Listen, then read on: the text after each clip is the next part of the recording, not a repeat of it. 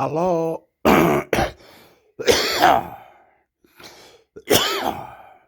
Aló. Estoy hablando en español. ¿Cómo está? Soy Intimixecto. Yo vivo en Australia. Live in Australia. Intimixecto. Soy chileno de Chiloé, el sur de Chile. Acá tengo noticias, informaciones, debates y preguntas. Son muy bonitos, vengan a visitarme o yo le doy algo, le ayudo para que salga de su país o venga aquí y tenga una nueva vida. Estoy loco, puede venir sexy and you know it. Adiós. Aquí vamos, por favor.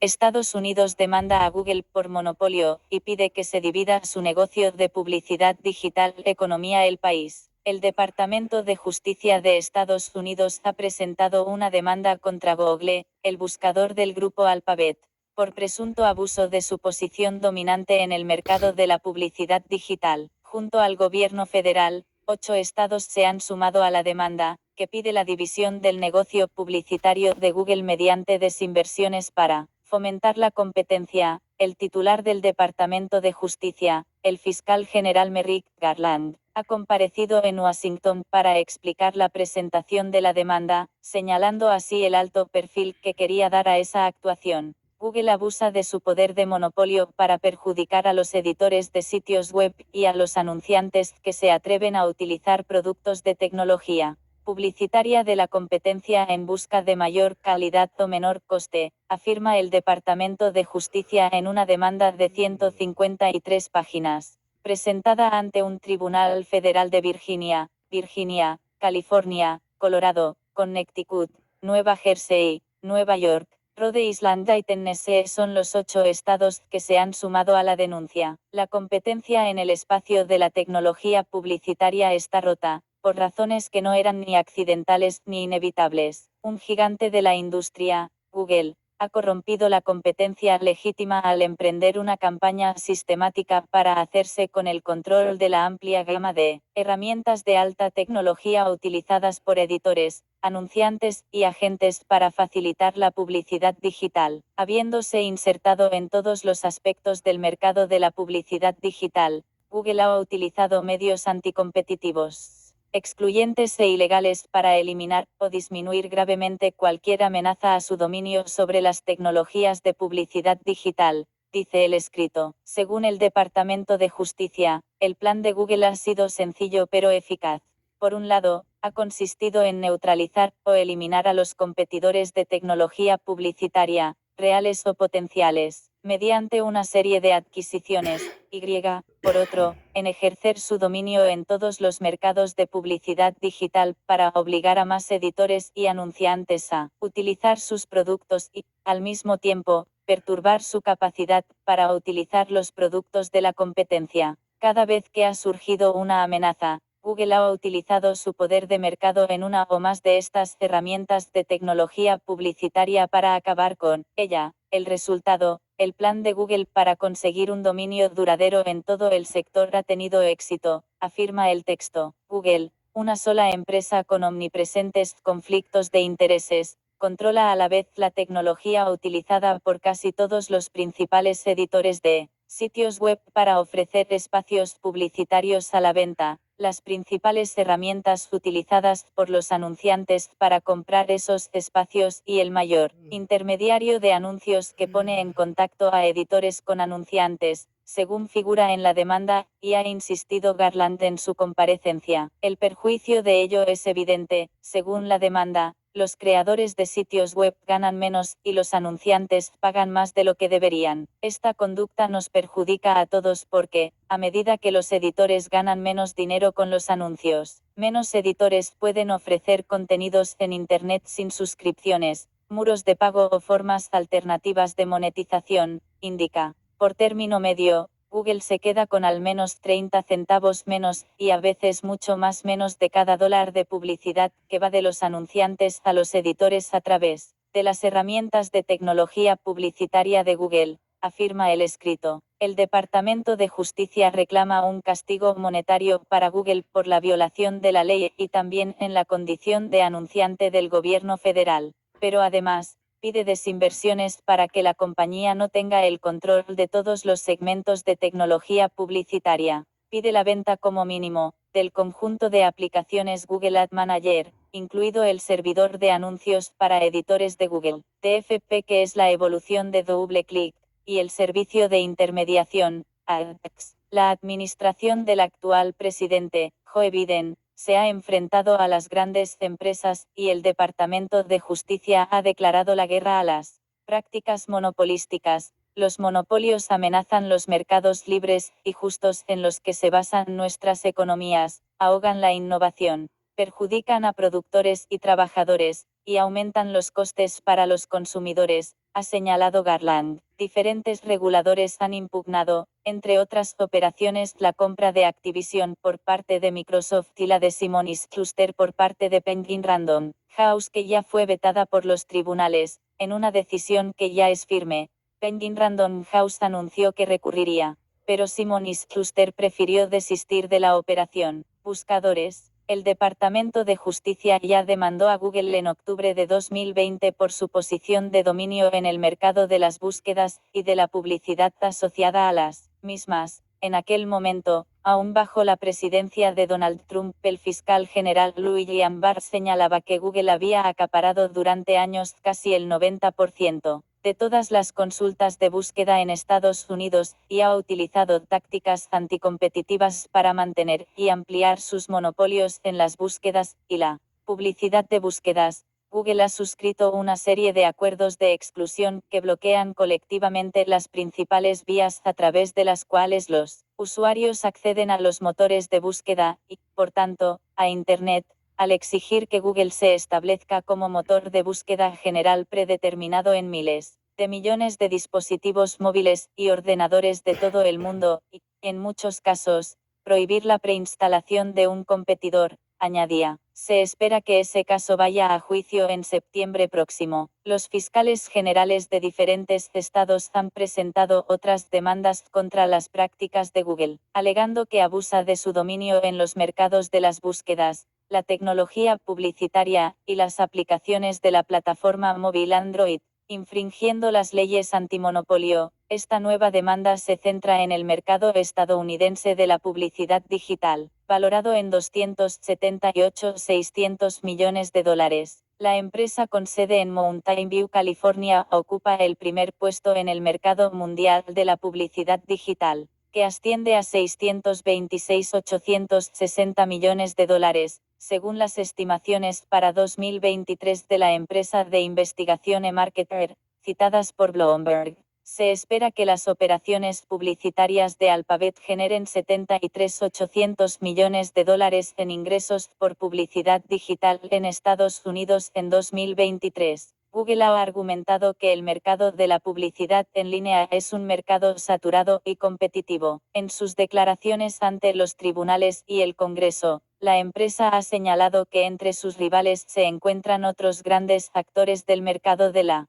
tecnología publicitaria, como Amazon, Meta y Microsoft. Esas explicaciones no han convencido al Departamento de Justicia en su cruzada contra las prácticas monopolistas. La denuncia de hoy es solo el último ejemplo del trabajo del departamento para combatir las infracciones que socavan la competencia y perjudican al pueblo estadounidense. No importa el sector ni la empresa, el Departamento de Justicia hará cumplir enérgicamente nuestras leyes antimonopolio. Protegeremos enérgicamente a los consumidores, salvaguardaremos la competencia y trabajaremos para garantizar la equidad económica y las oportunidades para todos, ha afirmado Garland este martes. La agenda de 5 días. Las citas económicas más importantes del día, con las claves y el contexto para entender su alcance. Recíbelo en tu correo.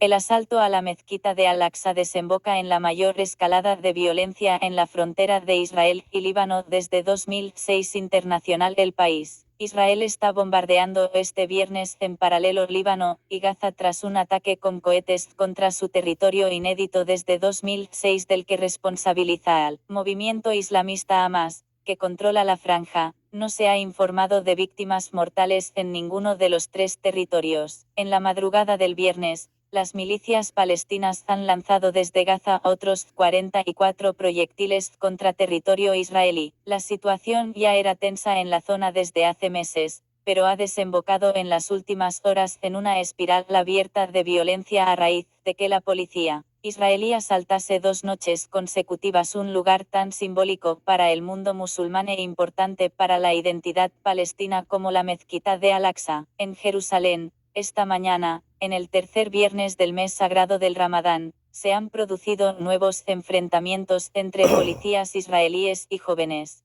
palestinos en torno a la ciudad vieja de Jerusalén. El primer ministro israelí, Benjamín Netanyahu, reunió este jueves al Gabinete de Seguridad, a raíz de la andanada de cohetes desde Líbano. De madrugada, al terminar la reunión, emitió una breve declaración. La respuesta de Israel esta noche y en el futuro supondrá el cobro de un alto precio. 2 horas después, comenzaron los bombardeos en Líbano. Residentes en la región de Tiro, en el sur de Líbano, han escuchado fuertes explosiones y a aviones israelíes sobrevolar la zona en torno a las 4 de la madrugada. 3 en la España peninsular.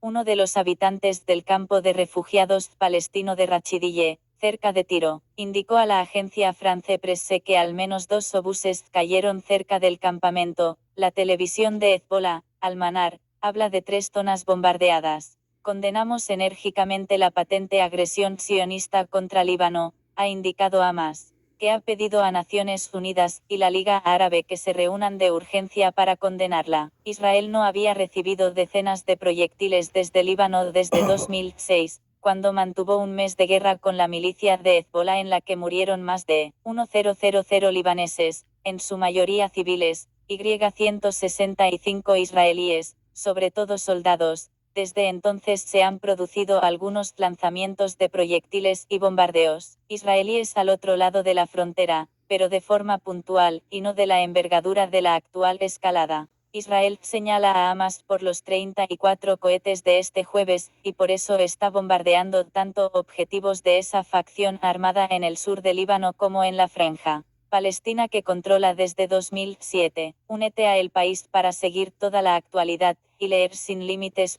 Suscríbete. El ejército israelí ha señalado en un comunicado que no permitirá a la organización terrorista Hamas operar desde Líbano y que responsabiliza al Estado libanés de cualquier disparo procedente de su territorio. La entrada en escena de la más numerosa y mejor armada milicia de Hezbollah aliada de Irán enemigo de Israel daría al conflicto otra envergadura. Los analistas coinciden en que el ataque no pudo haberse producido sin su luz verde. Diálogo. La Fuerza de Mantenimiento de la Paz de la ONU desplegada en el sur de Líbano, FINUL, ha emitido un comunicado en la madrugada del viernes en el que indica que sus tropas fueron avisadas de los bombardeos y los escucharon, y que su jefe de misión, el español Haroldo Lázaro, está hablando con las autoridades de los 2 países fronterizos. Ambas partes han dicho que no quieren una guerra, ha añadido. El ejército libanés ha publicado además imágenes de lanzamisiles y proyectiles hallados en la zona desde la que fueron lanzados los cohetes, y que está patrullando. Su Ministerio de Asuntos Exteriores ha responsabilizado a Israel de la escalada e instado a la comunidad internacional a frenarla. En Gaza, La Fuerza Aérea Israelí ha bombardeado 10 puntos con 50 toneladas de explosivos. Solo se ha informado de heridos y daños materiales. Lo mismo en Israel, donde la mayoría de cohetes de esta madrugada han sido interceptados por el escudo antimisiles Cúpula de Hierro. Pero uno impactó en una casa en la localidad de Sderot, muy cercana a Gaza. La coincidencia de las fiestas del Ramadán musulmán y la Pascua judía ha sido el caldo de cultivo de esta escalada. Una parte de los fieles que rezaban en Al-Aqsa se atrincheró al circular el rumor de que un israelí ultranacionalista se disponía a sacrificar un animal en el lugar, como se hacía para marcar el inicio de la Pascua en el templo judío que se alzaba en el lugar, y cuyo único vestigio hoy es el Muro de las Lamentaciones, el lugar más sagrado del judaísmo. Grupos judíos radicales habían hecho llamamientos en los últimos días a sacrificar cabras e incluso un hombre fue detenido. En el camino, no parecía plausible, y la policía israelí había dejado claro que no lo permitiría.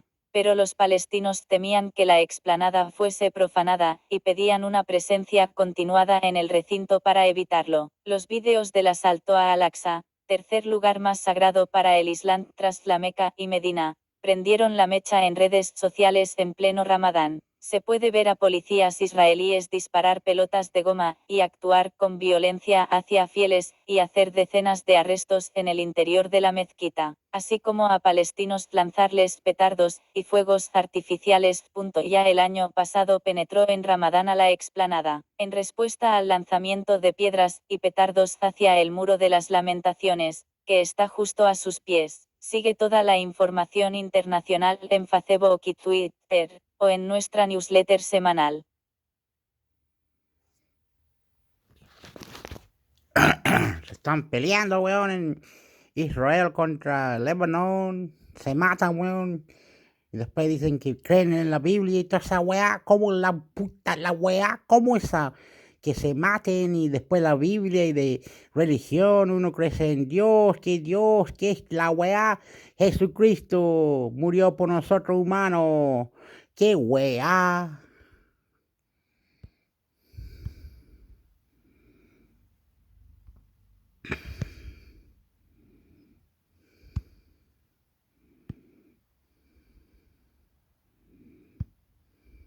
Los tribunales esquivan la reforma del delito de malversación. España, el país. La reforma del delito de malversación pactada el pasado diciembre entre el Gobierno y ERC con el objetivo declarado de rebajar la pena a los dirigentes del proceso independentista catalán tiene, por ahora, escasa aplicación práctica. No ha servido para ese objetivo, porque el Tribunal Supremo se opuso, y tampoco ha provocado en estos primeros 3 meses el suscríbete para seguir leyendo, lee sin límites. A corrupción.html target es igual a barra inferior blank data link track KDTM es igual a goteo de rebajas de penas a otros condenados por malversación que auguró la Fiscalía Anticorrupción. Cuando el Ejecutivo anunció su plan, los jueces han rechazado aplicar la modalidad atenuada en los casos más conocidos de malversación que se podían haber visto afectados por la reforma, y la Fiscalía se está oponiendo también a rebajar la pena en las sentencias firmes que ahora se están revisando. Ya ha anunciado que limitará la aplicación del nuevo tipo penal en futuros casos. La reforma del Código Penal, pactada por el Gobierno y ERC, distingue entre los casos en los que la malversación se cometiera con ánimo de lucro de aquellos en los que no. La idea de ambos partidos, según explicaron cuando se llevó la iniciativa al Congreso, era que los supuestos en los que no hubiera un enriquecimiento personal recibieran una pena mucho más baja, un máximo de 3 años de cárcel, que aquellos en los que la intención fuera obtener ese lucro directo hasta 12 años de prisión. Pero jueces y fiscales sostienen que este planteamiento choca con la jurisprudencia asentada desde hace años sobre el delito de malversación, y que establece que el lucro no solo se produce cuando hay enriquecimiento personal. Tampoco están aplicando, por ahora, otra de las novedades de la reforma, la introducción artículo 433 del Código Penal de un nuevo tipo de malversación, consistente en dar al patrimonio público una aplicación pública pero diferente a la asignada inicialmente, si ese desvío de fondos produce un daño o entorpecimiento grave del servicio público. La pena máxima es de 4 años de cárcel, Si no se prueba ese daño grave, solo hay pena de inhabilitación. Este es el precepto en el que el gobierno entiende que encajan los hechos por los que fueron condenados los dirigentes del proceso. Una interpretación que no comparten ni el Tribunal Supremo ni la Fiscalía. Estos son algunos de los casos en los que se ha descartado, de momento, la aplicación de la reforma penal. El proceso sería contrario a la lógica.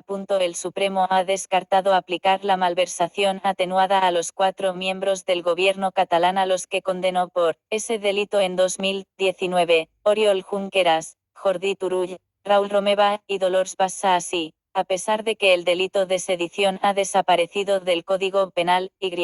Por tanto, también desaparece de sus respectivas condenas. La Sala Penal mantiene íntegramente el de malversación y rechaza rebajar las penas de entre 12 y 13 años de inhabilitación de esos 4 dirigentes. En su escrito, el tribunal concluye que la malversación agravada por la que fueron condenados persiste aunque no haya enriquecimiento personal, porque el lucro se produce también cuando se genera otro tipo de beneficios impropios. Sería contrario a la más elemental lógica jurídica entender que quien hace suyos los fondos públicos incurre en una pena que puede llegar a los 8 años de prisión, y quien los destina a una actividad delictiva o antijurídica. En nuestro caso, la celebración de un referéndum prohibido judicialmente pueda ser castigado con una pena de multa, razona la Sala. Esa interpretación perjudica también a quienes aún no han sido juzgados por el proceso, los exdirigentes de la Generalitat que permanecen prófugos y la veintena de altos cargos pendientes de juicio en Cataluña. El juez Pablo Llarena defiende la atribución del tipo más grave de malversación a los huidos. El expresidente Carles Puigdemont y los exconsejeros Toni Comín y Lluís Puig, y la Fiscalía se ha mostrado igualmente contraria a aplicar la nueva modalidad, atenuada cuando el dinero se ha desviado a fines delictivos, lo que le ha llevado a reclamar penas elevadas de prisión para los dirigentes pendientes de ser juzgados, como el diputado de ERC Josep María Jové, para quien pide 7 años de cárcel, y el actual presidente del Puerto de Barcelona, Lluís Salvador, 6 años y 3 meses. Los ERE de Andalucía, hubo lucro. El fraude de los ERE, por el que están condenados por malversación altos cargos del gobierno andaluz durante la etapa del PSOE, entre ellos el expresidente José Antonio Griñán, era uno de esos casos en los que la oposición auguró rebajas de penas que beneficiarían a antiguos líderes socialistas. Sin embargo, la posible aplicación de la reforma penal a esta causa, que el gobierno siempre negó, se veía improbable desde el principio en ámbitos jurídicos, y así ha ocurrido. La Audiencia Provincial de Sevilla rechazó en marzo pasado la petición que habían formulado las defensas de la exconsejera de Economía y Hacienda Carmen Martínez Aguayo y del exdirector general de la agencia IDEA de la Junta Miguel Ángel Serrano para que se rebajasen sus condenas de cárcel. Los magistrados argumentaron que los hechos recogidos en la sentencia vienen referidos a la utilización como propios de fondos públicos, apartándose del procedimiento y del destino de los mismos, y encajan, por tanto, en la redacción del tipo más duro de malversación. Caso Kitchen. El tipo penal no cambia. Los cambios en el Código Penal tampoco han afectado a las acusaciones de malversación en la presunta trama de espionaje al extesorero del PP Luis Bárcenas, organizada desde la cúpula del Ministerio del Interior durante el gobierno de Mariano Rajoy. La Fiscalía Anticorrupción estudió la aplicación de la reforma penal al caso Kitchen, pero descartó que pudiera beneficiar a los implicados. En el escrito de acusación presentado en febrero, la Fiscalía solicita 15 años de prisión y 33 de inhabilitación contra el exministro del Interior Jorge Fernández Díaz, el exsecretario de Estado de Seguridad Francisco Martínez y el exdirector adjunto operativo de la Policía Eugenio Pino por encubrimiento, malversación y delitos contra la intimidad. La pena que reclama por malversación, señaló Anticorrupción, no cambia con el nuevo Código Penal porque se les aplica la modalidad de apropiación indebida, que mantiene la pena respecto a la redacción anterior. Caso Aquamed. El juez consulta.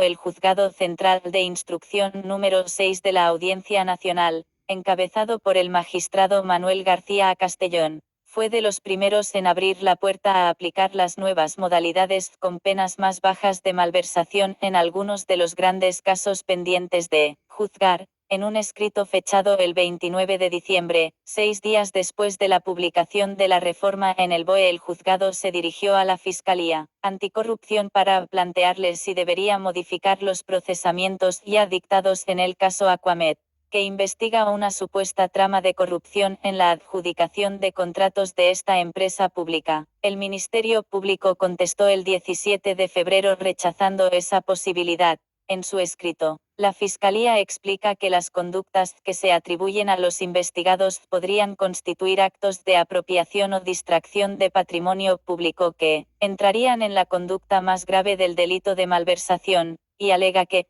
tras la reforma penal, la modalidad agravada de apropiación de caudales públicos sigue castigada con la misma pena de prisión de 4 a 8 años, y hasta 12 si el dinero desviado supera los 250.000 euros.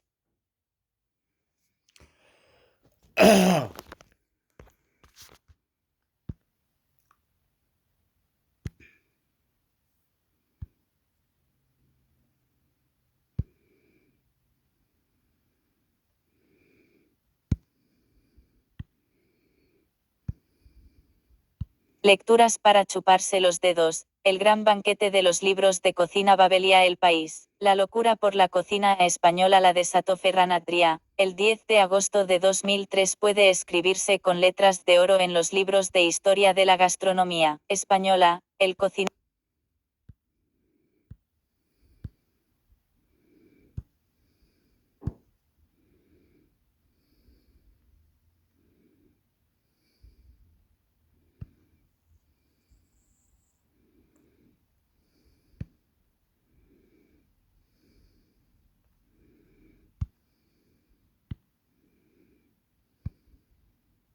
China responde a López Obrador sobre el fentanilo. EU debe afrontar sus propios problemas. El país México. Estados Unidos debe afrontar sus propios problemas. Así respondió este jueves el gobierno de China a una carta en la que el presidente de México Andrés Manuel López Obrador le pedía ayuda para combatir el tráfico de fentanilo. Mao Ning, portavoz del Ministerio Chino de Asuntos Exteriores, dijo que no existe el llamado tráfico ilegal de fentanilo entre ambos países. López Obrador había pedido a su homólogo Xi Jinping que tomara acciones para restringir la producción de la droga sintética en Asia por razones humanitarias. En un documento divulgado el pasado martes, China apoya firmemente a México en la defensa de su independencia y autonomía, se lee en un comunicado oficial de la Cancillería china. China, rival geopolítico y comercial de Estados Unidos, se negó a asumir cualquier responsabilidad en la crisis por consumo de opioides que azota al país norteamericano.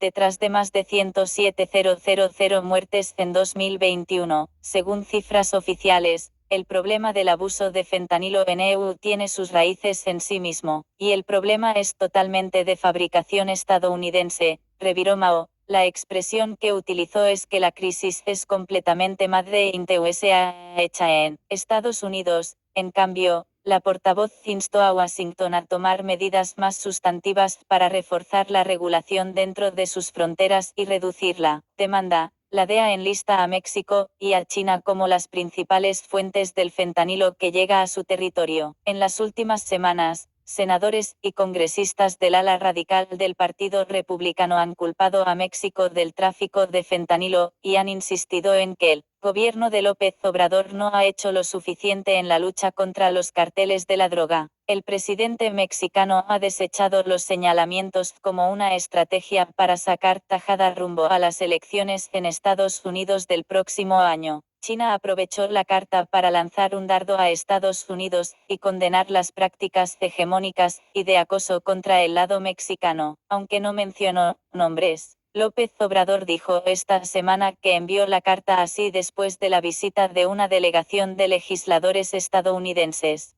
que llegaron a Ciudad de México para mantener canales de diálogo entre ambos países en medio de las fricciones de las últimas semanas. Los liderazgos más conservadores del Partido Republicano han resucitado una propuesta para nombrar a los carteles mexicanos como grupos terroristas y dar facultades al Ejecutivo para emprender acciones militares en territorio mexicano. Antony Blinken, secretario de Estado de Joe Biden, no ha cerrado la puerta a la iniciativa, lo que provocó también roces con el presidente mexicano, que ha tundido la propuesta como una política intervencionista y ajena al derecho internacional. La propuesta se barajó durante las administraciones de Barack Obama y Donald Trump, pero nunca se concretó. No le pedimos apoyo antes estos groseros amagos, sino ayuda por razones humanitarias para controlar este tráfico. Se lee en la carta de 2 páginas que López Obrador envió a su homólogo chino. Tales planteamientos son en sí mismos una falta de respeto y una amenaza inaceptable a nuestra soberanía, se agrega. México se forjó resistiendo invasiones y actos de prepotencia, y sabemos enfrentarlos con valor,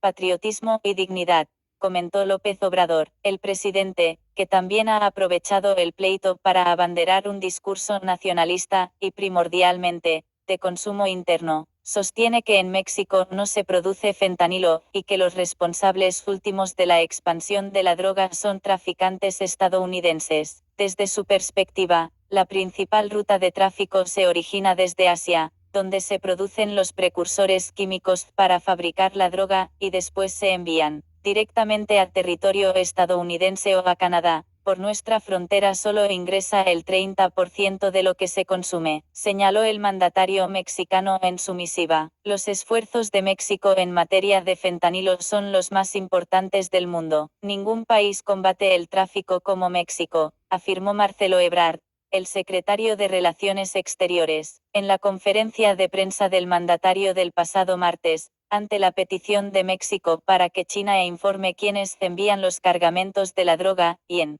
qué cantidades. El gobierno de Xi respondió que no ha sido notificado de ninguna incautación procedente de su país. En los últimos años, las organizaciones criminales se han peleado el control de los puertos en el Pacífico mexicano, la puerta de entrada del país hacia el comercio con Asia, y en 2020 el gobierno de López Obrador cedió la vigilancia de aduanas y terminales portuarias al Ejército y la Marina. La carta a Xi Jinping fue un viraje inesperado en medio de la polémica mediática entre México y Estados Unidos con el tráfico de fentanilo como telón de fondo. Los dos países tenemos un canal fluido de cooperación antinarcóticos, dijo Mao, en una respuesta que también fue sorpresiva. El gobierno chino adopta una posición firme en la lucha contra las drogas, aseguró, en respuesta a las presiones internacionales para que el gigante asiático asuma un mayor liderazgo. En la perspectiva de Pekín es Estados Unidos quien no ha hecho lo suficiente, aunque también pidió mayores esfuerzos al país latinoamericano. Esperamos que México tome medidas más fuertes en la lucha contra las drogas, afirma en una versión extendida de la respuesta. Suscríbase aquí a la newsletter de El País México, y reciba todas las claves informativas de la actualidad de este país.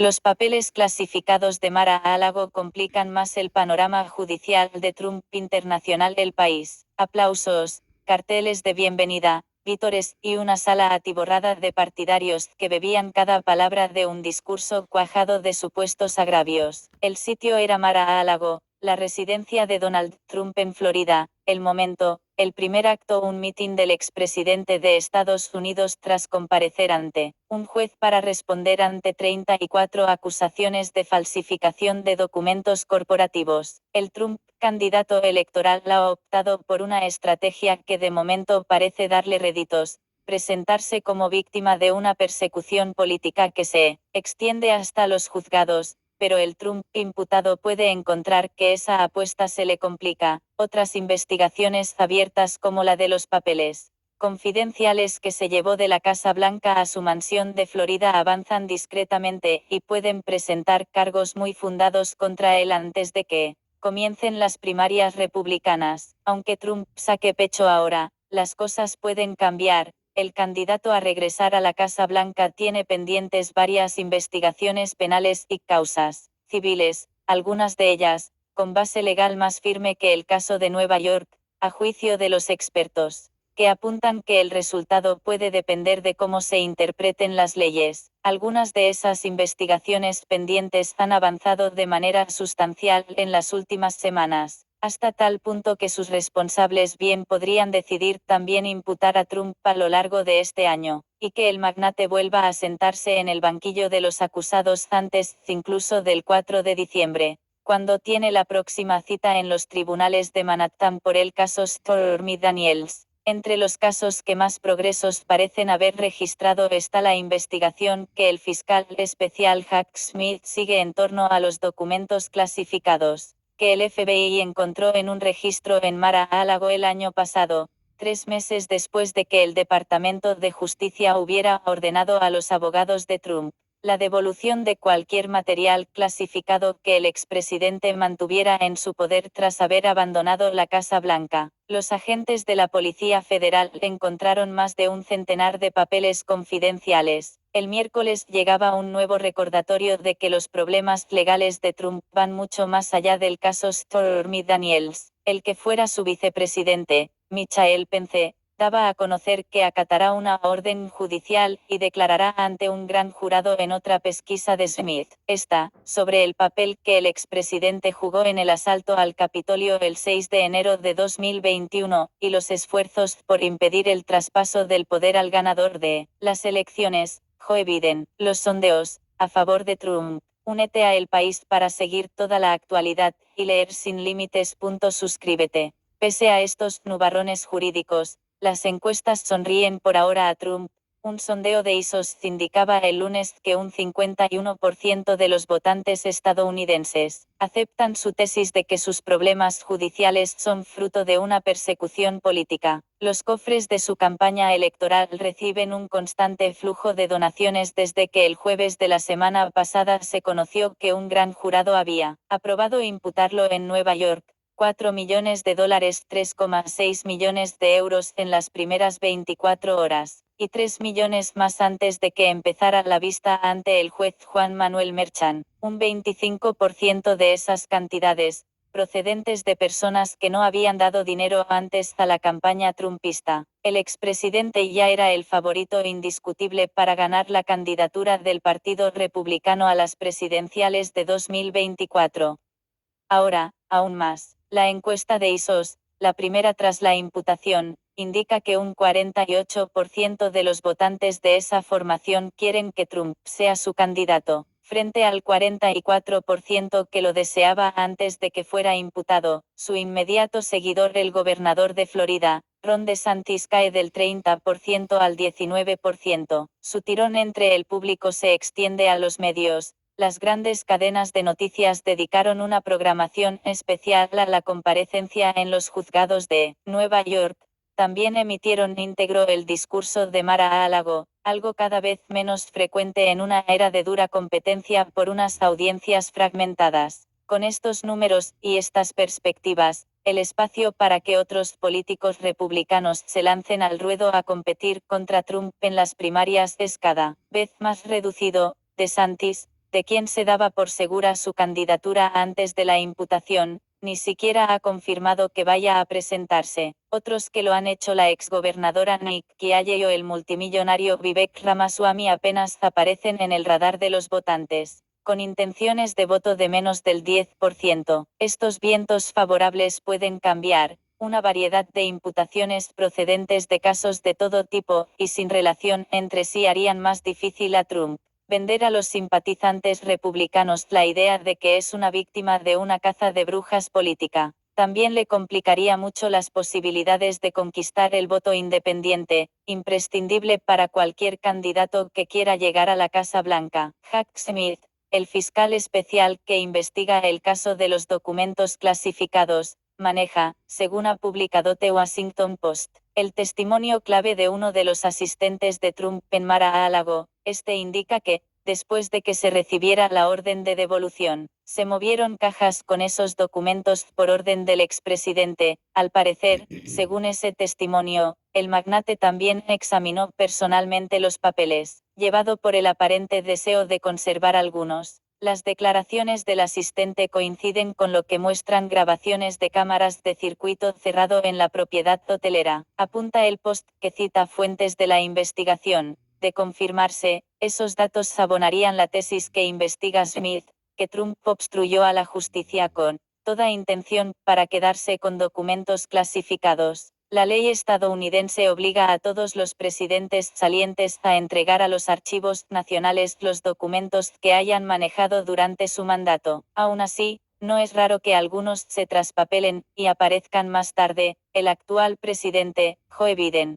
también se encuentra bajo investigación de un fiscal especial después de que una serie de papeles aparecieran en su vivienda particular y una antigua oficina. La clave para que eso constituya un delito es la intención con que se conservaron esos materiales. Además de las investigaciones federales, Trump también tiene pendiente otro caso en Georgia. Allí, la fiscal Fani Willis, de filiación demócrata, prevé decidir en las próximas semanas si imputa al expresidente por intentos de alterar los resultados de las elecciones presidenciales de 2020 en aquel estado. Actitud desafiante. Si el martes Trump apareció contrariado en la sala del tribunal con gesto huraño, el miércoles continuó la actitud desafiante que exhibió en Mar-a-Lago, aunque su imputación es responsabilidad de los tribunales de Manhattan. En su red social ha instado a recortar el presupuesto del Departamento de Justicia y al FBI. Los republicanos en el Congreso deberían retirar fondos a Justicia y al FBI hasta que entren en razón, escribía. Es poco probable que ningún otro político estadounidense pudiera prosperar en su carrera con esta actitud. Desde luego no pelear por la Casa Blanca con una imputación a rastras, pero Trump no es un político al uso, es un maestro del caos y la disrupción, que sabe leer perfectamente a su público y aprovechar cualquier resquicio para sacar ventaja por la vía que sea. Sigue toda la información internacional en Facebook y Twitter, o en nuestra newsletter semanal. Suscríbete para seguir leyendo. Lee sin límites.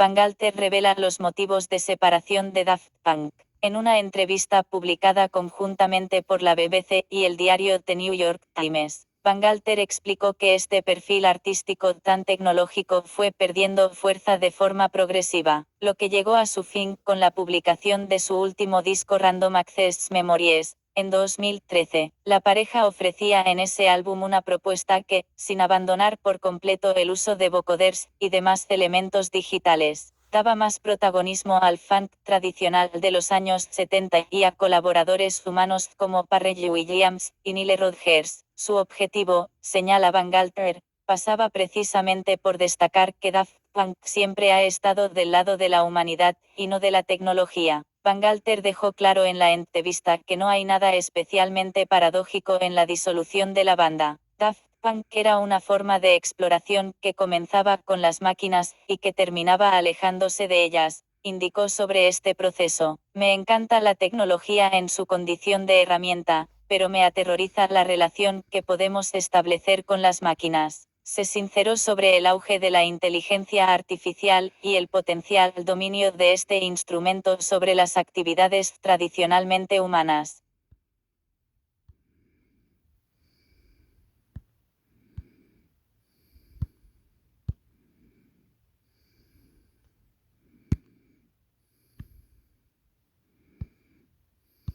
Calidad de vida laxantes aumentarían el riesgo de desarrollar demencia, según una reciente investigación. Una reciente investigación científica reveló que el uso regular de laxantes aumentaría las posibilidades de desarrollar demencia en los adultos mayores. Estos medicamentos son altamente utilizados para tratar la constipación, y su uso suele aumentar con la edad de las personas. El estreñimiento y el uso de laxantes son frecuentes entre los adultos de mediana y avanzada edad, comentó en un comunicado de prensa el doctor del Instituto de Tecnología Avanzada de la Academia China de Ciencias en Guangdong, FENGSA. El uso regular de laxantes puede cambiar la microbiota del intestino, afectando posiblemente a la señalización nerviosa del intestino al cerebro o aumentando la producción de toxinas intestinales que pueden afectar al cerebro. Nuestra investigación descubrió que el uso regular de laxantes sin receta estaba asociado a un mayor riesgo de demencia, añadió el investigador. ¿Cómo afectan los laxantes? Según el trabajo publicado en febrero en la prestigiosa revista médica Neurology, los riesgos dependen de los tipos de medicamentos que se consuman. Tras analizar la información médica de 502.229 personas de entre 40 y 69 años, de los cuales 18.235 consumían regularmente estos fármacos, descubrieron que el 1,3% de ellos desarrolló demencia. Con sus resultados concluyeron que en un periodo de 10 años, las personas que tomaban 2 o más tipos de laxantes frecuentemente, tuvieron un 90% más de riesgo de desarrollar la enfermedad, mientras que quienes consumían solo una variedad, presentaron un 28% de peligro. El tipo de remedio que se toma también influiría, específicamente si es que se consumen laxantes osmóticos. Estos son fármacos que elevan la cantidad de agua en las heces, lo que hace más sencilla su evacuación. Pero en el estudio demostraron aumentar en 64% la posibilidad de tener demencia, en comparación con quienes no toman estos medicamentos.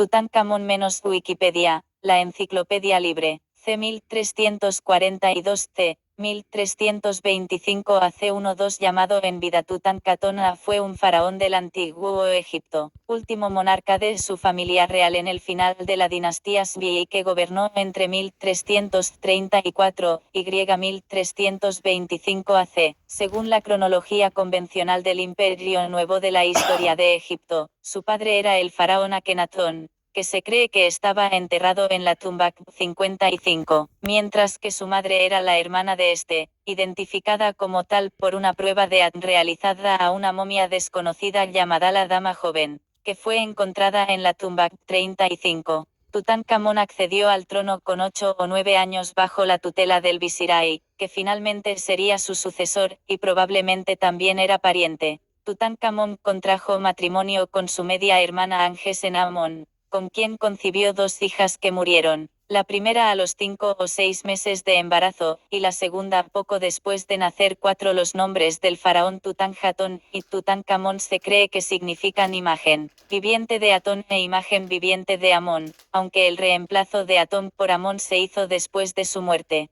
Tutankamón reinstauró la religión politeísta del antiguo Egipto después de las reformas monoteístas de su padre, enriqueció y fue generoso con las órdenes de 2 importantes cultos, entre ellos el de los sacerdotes de Amón, y comenzó a restaurar los monumentos antiguos dañados durante el anterior periodo amarniense. Trasladó los restos de su padre al Valle de los Reyes y movió la capital desde Ajetatón de nuevo a Tebas. Sufría una discapacidad física por una deformidad en su pie izquierdo junto a una osteonecrosis que le obligaron a apoyarse en bastones, varios de los cuales fueron hallados en su tumba junto a bumeranes y arcos, en cuyo uso debía estar instruido. Estaba aquejado de otros problemas de salud, como una leve escoliosis y había contraído malaria, patologías que pudieron causar su prematuro fallecimiento a los 18 o 19 años, y obligar a la inhumación de su cuerpo en un modesto hipogeo destinado a otra dignidad.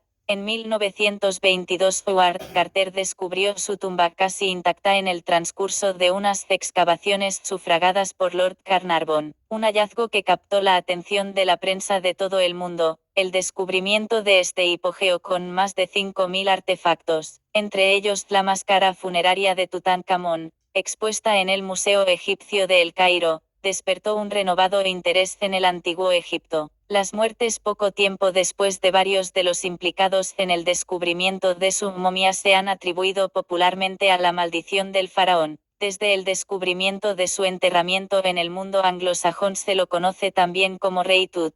Parte de su enorme ajuar funerario ha viajado por todo el mundo despertando una expectación sin precedentes. El Consejo Supremo de Antigüedades de Egipto autorizó esas exposiciones desde 1962, cuando se celebró la primera en el Museo del Louvre de París. Esas exhibiciones atrajeron millones de visitantes hasta 1979, aunque después no se celebró ninguna más hasta que se retomaron en el período 2005-2011, cuando además se incluyeron objetos de los predecesores de Tutankamón en la dinastía Sui, como su padre Akenatón o la reina Hatshepsut. Familia editar. Tutankamón era hijo de Akenatón originalmente llamado Amenofis-Sib, cuya momia se cree que es la encontrada en la tumba 55. Su madre era una de las hermanas de Akenatón. Al nacer fue nombrado Tutankaton, un nombre que refleja las creencias atonistas de su padre. Su ama de cría fue una mujer llamada Maya, conocida por su tumba en Saqqara. Se llegó a sugerir que la madre de Tutankamón era Meketatón, segunda hija de Akenatón y Nefertiti, basándose en un relieve de la tumba real en Amarna que muestra a un niño en brazos de una niñera junto a una estancia en la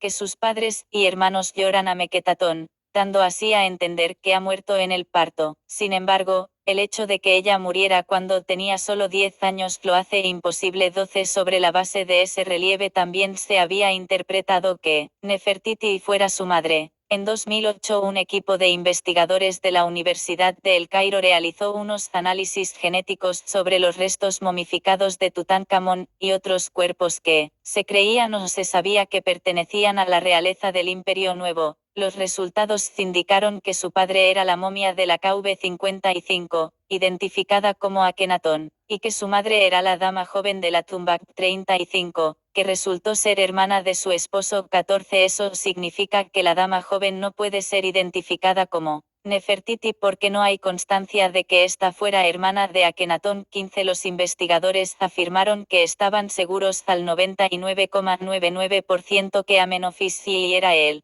padre del individuo de la KV-55, quien a su vez era el padre de Tutankamón XVI. Sin embargo, se ha cuestionado la validez y confiabilidad de los restos genéticos de cuerpos momificados debido a su posible degradación por la descomposición. Investigadores como Mark Gaboldella y Dan Dodson afirman que Nefertiti era en realidad la madre de Tutankamón, porque interpretan que la cercanía genética no se debe al emparejamiento entre hermanos, sino a una consecuencia de 3 generaciones de matrimonios entre primos hermanos que harían que Nefertiti fuera prima hermana de Akenatón 18-19. Cuando Tutankamón se convirtió en faraón, se casó con su media hermana, Ankhesenamun, que más tarde cambió su nombre a Ankhesenamón. El matrimonio concibió 2 hijas, ninguna de las cuales sobrevivió a la infancia, si bien solo se obtuvo un perfil genético incompleto de los 2 fetos momificados. Fue suficiente para confirmar que Tutankamón era su padre.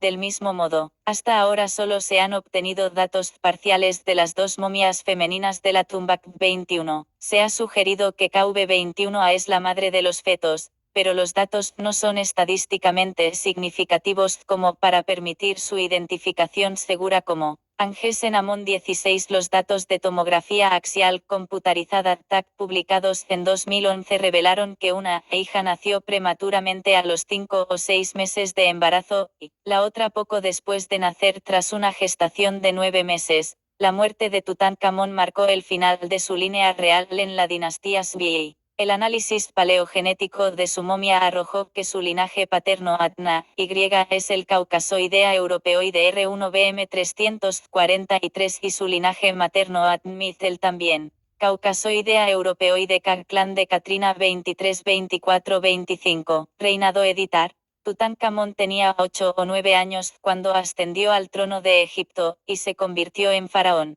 Tomando el nombre real de Nebkeperure 27, su reinado duró unos 9 años 28, durante los cuales el cargo de visir estuvo dividido entre el Alto y el Bajo Egipto. El visir principal del Alto Egipto fue Usermont. Otro personaje llamado Pentu también fue visir, pero no está claro en cuál de las tierras. Tampoco se sabe con certeza si hay sucesor de Tutankamón ocupó en realidad este cargo. Un fragmento de lámina de oro del AC 58 parece indicarlo, pero no con certeza porque se menciona a Ay como sacerdote de Maat junto con el epíteto visir, hacedor de Maat. Este epíteto no concuerda con la descripción habitual usada para los visires, pero podría hacer alusión a un título informal, lo que hay emplear a ese título de una forma que no tiene precedentes. 29. Un sacerdote egipcio llamado Manetón escribió en el siglo I hace una historia completa de Egipto en griego, la egiptiaca, en la que se refiere a un faraón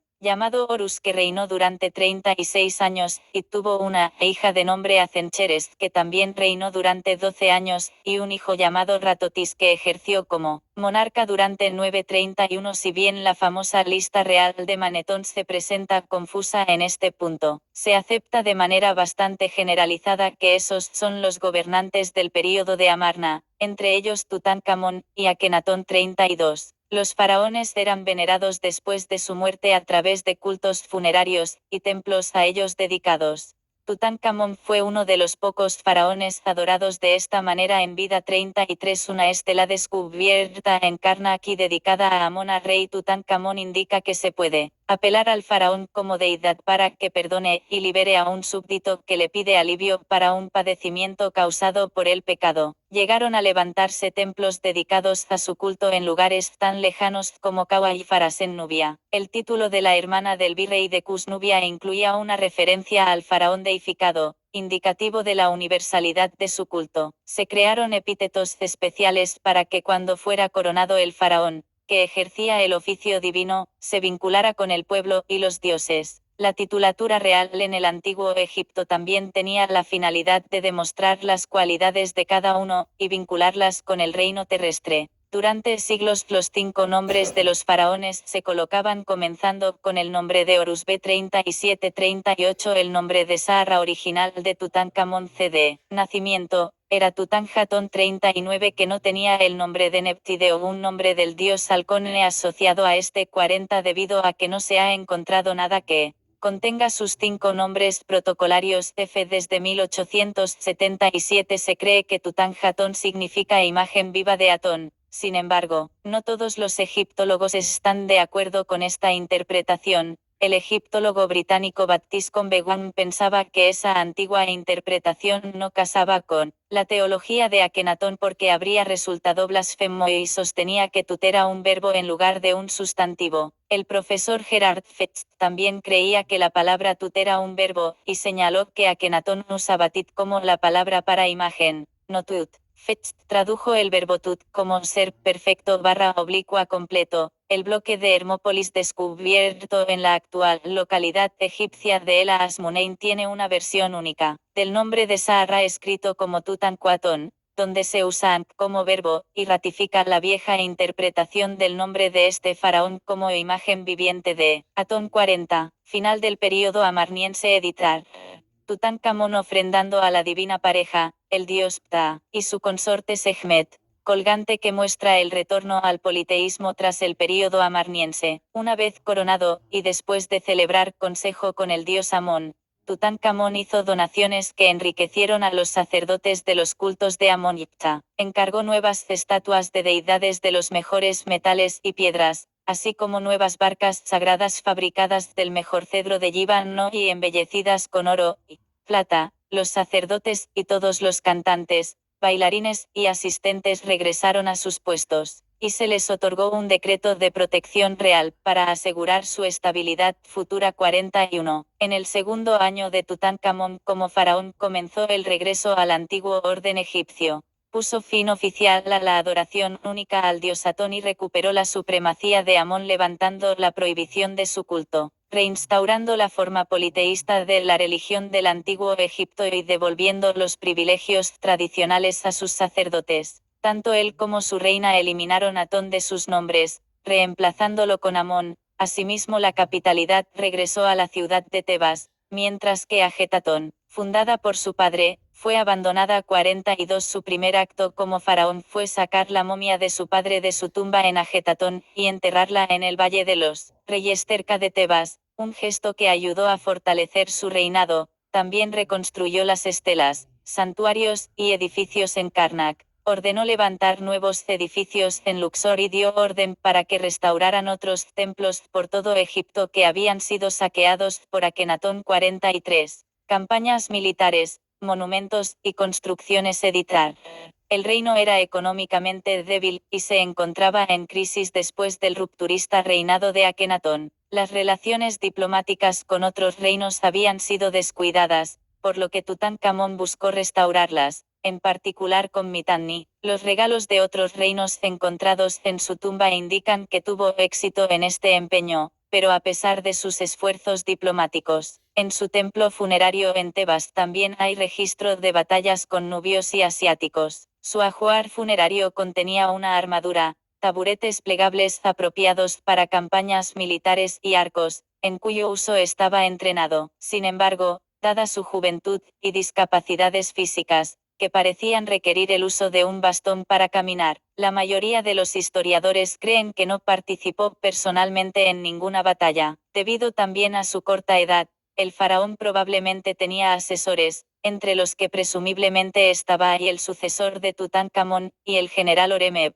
posible yerno de Ay y su sucesor en el trono. Horemheb dejó registrado que el faraón lo nombró señor de la tierra como príncipe hereditario para mantener la ley. También señaló su habilidad para calmar al joven monarca cuando estallaba su temperamento. Estatua de Tutankamón en Karnak. Como parte de su restauración del orden tradicional egipcio, el joven faraón inició varios proyectos constructivos, en particular en el templo de Karnak en Tebas, donde ordenó crear la avenida Dromos de Esfinges que conducen al recinto de Mut. Esas esfinges fueron en origen esculpidas para Akenatón y su esposa Nefertiti, pero ahora les añadieron unas nuevas cabezas de carnero y pequeñas estatuas de él. Faraón 46 en el templo de Luxor completó la decoración de la columnata de entrada de Amenofis y 47 además. Se restauraron los monumentos desfigurados bajo el reinado de Akenatón, y se crearon nuevas imágenes de culto al dios Amón. Se volvieron a celebrar los festivales tradicionales, incluidos los relacionados con el toro Apis y la fiesta de Opet. Su estela de restauración erigida frente al templo de Karnak dice: los templos de los dioses y las diosas estaban en ruinas, sus capillas estaban desiertas y cubiertas de vegetación, sus santuarios eran casi inexistentes y sus patios se usaban como caminos. Los dioses dieron la espalda a esta tierra. Si alguien rezara a un dios pidiendo consejo, nunca respondería. 48. Un edificio llamado el Templo de Nebkeperurea Amadoadea Amona Kea puso a Tebasa en orden se construyó con sillares de piedra Talatat de los templos de Atón, levantados por Akenatón en el este de Karnak, lo que indica que el desmantelamiento de estos templos ya estaba en marcha. 49. Muchos de los proyectos arquitectónicos de Tutankamón quedaron inconclusos cuando murió, y fueron completados o usurpados por sus sucesores, especialmente por Horemheb. La avenida de Esfinges fue completada por su sucesor y Horemheb usurpó el conjunto. La estela de restauración también fue usurpada por este último, mientras que las piedras del templo de Nebkeperure se reciclaron en los edificios de Horemheb. 50. Patologías editar. Tutankamón era un joven de constitución liviana, y su estatura era aproximadamente 1,67 m. 52. Tenía grandes dientes incisivos frontales y una mandíbula superior, saliente muy característica de la familia real Tutmósida a la que pertenecía. 53. El análisis de la ropa encontrada en su tumba, particularmente las dimensiones de sus calzones y cinturones, indica que tenía una cintura estrecha y caderas redondeadas. 54. En los intentos de explicar tanto su representación inusual en el arte como su muerte prematura, se llegó a teorizar que Tutankamón sufriría de ginecomastia. 55. Síndrome de Marfan, herencia recesiva ligada al cromosomas de Wilson a Turner, síndrome de Froelich, distrofia adiposogenital, síndrome de Klinefelter, síndrome de insensibilidad a los andrógenos, síndrome de exceso de aromatasa junto con síndrome de craneosinostosis sagital. Síndrome de Antleya-Bixler o una de sus variantes. 56. También se ha sugerido que sufría de epilepsia de lóbulo temporal congénita en un intento por explicarla religiosidad de su bisabuelo Tutmosis y su padre Akenatón y sus muertes prematuras. 57. Aunque se ha pedido precaución en este diagnóstico. 58. En enero de 2005, se realizó una tomografía axial computarizada TAC de la momia de Tutankamón. Los resultados mostraron que tenía un caso leve de paladar hendido y posiblemente un caso también leve de escoliosis. La exploración también mostró que su pie derecho era plano y con hipofalangismo, mientras que su pie izquierdo era equinobarro o zambo, y sufría osteonecrosis del segundo y tercer metatarsianos, enfermedad de Freiberg o enfermedad de Collery. Y 61. Esta aflicción pudo haber obligado a Tutankamón a caminar apoyado en un bastón. De hecho, se encontraron muchos en su tumba, varios con signos de uso. 62. Las pruebas genéticas a través del análisis STR rechazaron la hipótesis de ginecomastia y craneosinostosis o síndrome de Marfan. Las pruebas genéticas para genes TBOR, AMA1 o MSP1 específicos para el parásito Plasmodium falciparum revelaron indicaciones de malaria tropical en la momia de Tutankamón, lo que la convierte en la prueba genética más antigua conocida de esta enfermedad. El equipo descubrió el ADN de varias cepas del parásito, lo que indica que fue infectado repetidamente con la cepa más grave de la malaria, la cual pudo haberle causado una respuesta inmune fatal o desencadenar un choque circulatorio. 63. La TAC también mostró que había sufrido recientemente una fractura en la pierna izquierda, y se descartó que fuera producto de una manipulación moderna de su momia porque un daño reciente hubiera dejado bordes afilados. Había además sustancias del embalsamado dentro de la fractura, lo que indica que fue una herida abierta, y además sin signos de curación. Fallecimiento editar. No se